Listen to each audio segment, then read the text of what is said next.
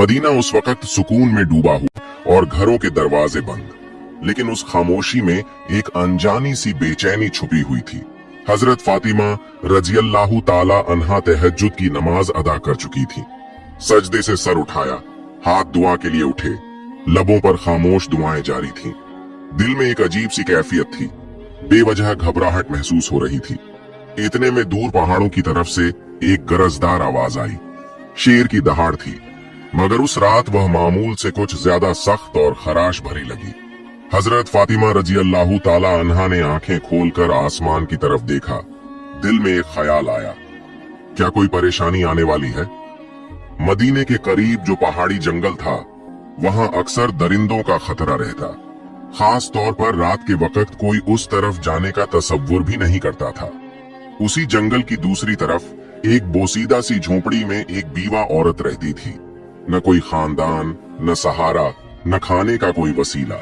कई रातें वो फाके में गुजार देती, मगर मदीने वालों को उसके बारे में कम ही इल्म था। हजरत फातिमा रजियल्लाहु ताला अन्हा को भी उस औरत के हालात मालूम न थे। अगली सुबह हजरत फातिमा रजियल्लाहु ताला अन्हा को किसी काम से हजरत मोहम्मद सल्लल्लाहु अलैहि वसल्लम के घर जाना था। वो तन्हा घर से रवाना हुई। जब वो दरवाजे तक पहुंची तो अचानक रुक गईं, जैसे कदम खुद ब खुद थम गए हों। कुछ लम्हों तक वो यूं ही दरवाजे के सामने खड़ी रहीं। हजरत फातिमा रजियल्लाहु ताला अन्हा दरवाजे पर रुककर अंदर की आवाजें सुनने लगीं। महबूब वालिद हजरत मोहम्मद सल्लल्लाहु अलैहि वसल्लम अपने चंद सहाबा के साथ बात फरमा रहे थे। उनकी आवाज में फिक्र का रंग नुमायां था।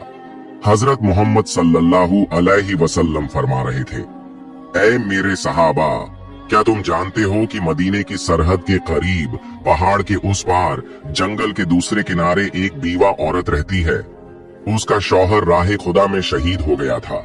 वो बहुत ही गरीब है, बड़ी तकलीफ में जिंदगी गुजार रही है और आज 2 दिन से भूखी है। हमें उसके तक खाना पहुंचाना होगा। उसकी मदद करना हमारे ईमान का हिस्सा है। यह सुनकर सहाबा किराम रजियल्लाहु अन्हुम ने अर्ज किया, या रसूल अल्लाह, हम जरूर जाना चाहते हैं, लेकिन उस औरत के घर जाने के लिए जंगल से गुजरना होगा और हमने सुना है कि वहां खतरनाक दरिंदे मौजूद हैं। हजरत मोहम्मद सल्लल्लाहु अलैहि वसल्लम ने फरमाया, तुम्हें खौफ की कोई जरूरत नहीं। दरिंदे भी अल्लाह की मखलूकन है, वो भी अल्लाह का जिक्र करते हैं। जो अल्लाह के नाम पर जाए उसे कोई नुकसान नहीं होता। ये अल्फाज हजरत फातिमा रजियल्लाहु ताला अन्हा के दिल में उतर गए। उनकी आंखों से बेजबान आंसू बहने लगे।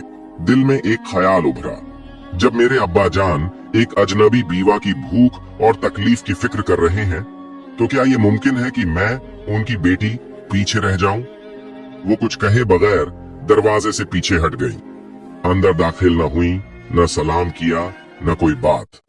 कदम खामोशी से पलटे और वो वापस अपने घर की तरफ रवाना हो गई, लेकिन दिल में एक इरादा लिए हुए कि वो भी कुछ करेंगी। असल में हजरत फातिमा रजियल्लाहु ताला अन्हा का दिल बेहद नरम था। जब उन्होंने सुना कि एक बीवा औरत 2 दिन से भूखी है तो उनका दिल टूटने लगा। वो तेजी से अपने घर वापस लौटी। घर पहुंचकर फौरन चूल्हा जलाया, अपने हाथों से 2 रोटियां तैयार की, साथ में कुछ खजूरें लीं और उन्हें कपड़े में बांधकर तैयार हो गईं। जैसे ही वो बाहर निकलने लगी, दरवाजे से उम्मे सलमा रजियल्लाहु ताला अन्हा अंदर दाखिल हुई। सलाम करके कहने लगी, ऐ फातिमा, मैं तो तुमसे मिलने आई थी, लेकिन तुम कहां जा रही हो? हजरत फातिमा रजियल्लाहु ताला अन्हा ने जवाब दिया, मदीने की सरहद के उस पार पहाड़ के करीब एक जंगल के किनारे एक बीवा औरत रहती है। वो 2 दिन से भूखी है, मैं उसे खाना देने जा रही हूँ। ये सुनकर उम्मे सलमा रजियल्लाहु ताला अन्हा हैरत से बोल उठी, तुम अकेली वहां कैसे जाओगी? वो रास्ता तो खतरनाक है, जंगल पार करना होगा और वहां दरिंदा सिफत जानवरों का भी खतरा है।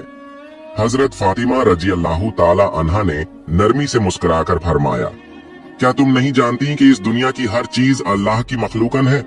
जंगल के दरिंदे भी अल्लाह का जिक्र करते हैं। अगर दिल में नियत खालिस हो तो अल्लाह हिफाजत भी खुद करता है। ये कहकर वो धूप से झुलसे हुए रेतीले रास्ते पर तपते हुए सहरा की तरफ चल पड़ी। कदम धीरे धीरे आगे बढ़ते जा रहे थे। कुछ ही देर में सूरज मगरिब की तरफ झुकने लगा। आसमान पर रोशनी